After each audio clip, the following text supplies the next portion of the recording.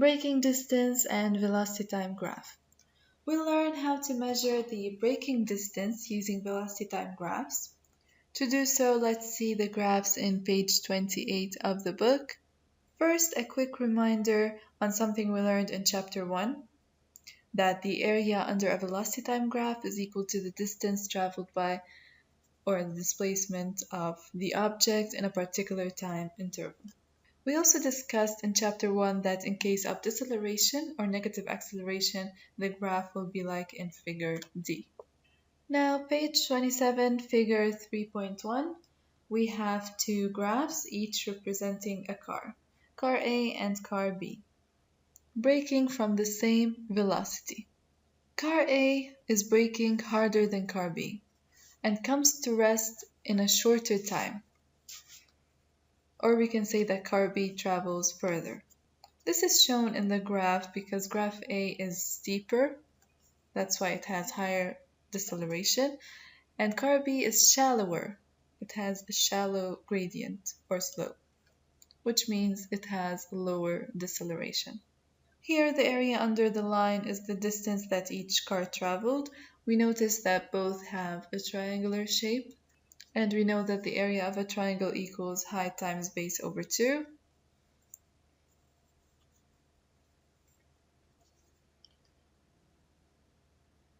Now we can see that the area A is less than the area B.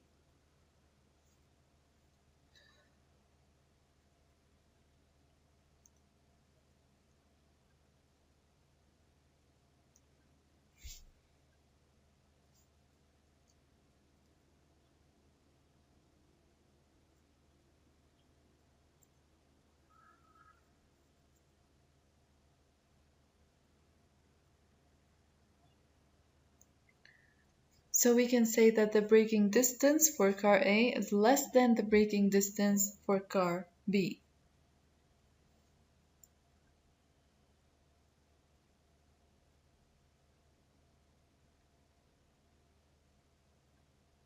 And we can deduce that the braking force affects the deceleration.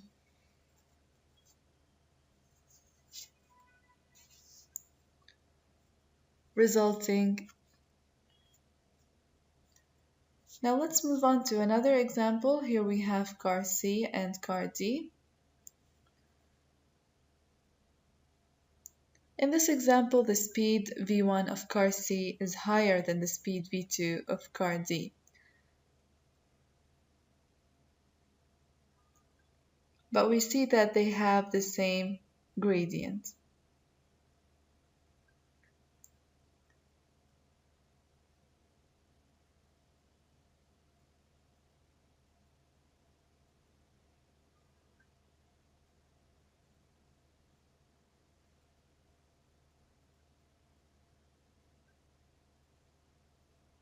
Therefore, the same deceleration. Now, even though they have the same gradient, but the same deceleration, but car C took more time to stop.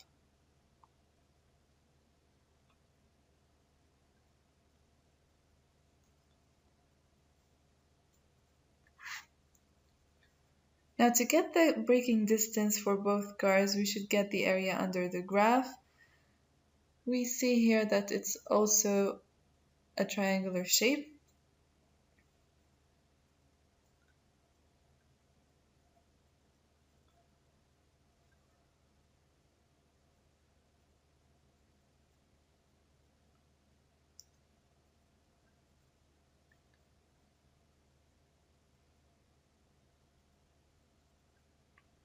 We notice that area C is more than area D, which means that the braking distance for car C is more than the braking distance for car D.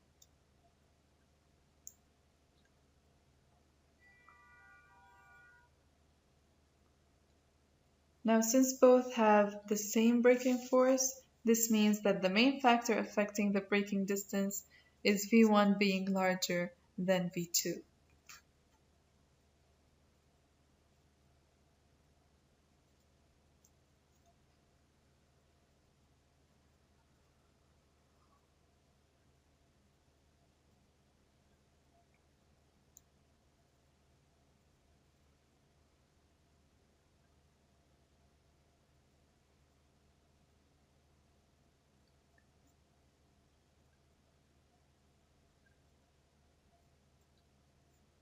That's why car C takes longer to stop than car D.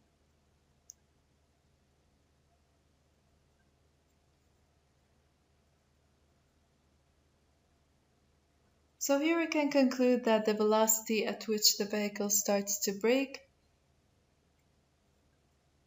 affects the braking distance.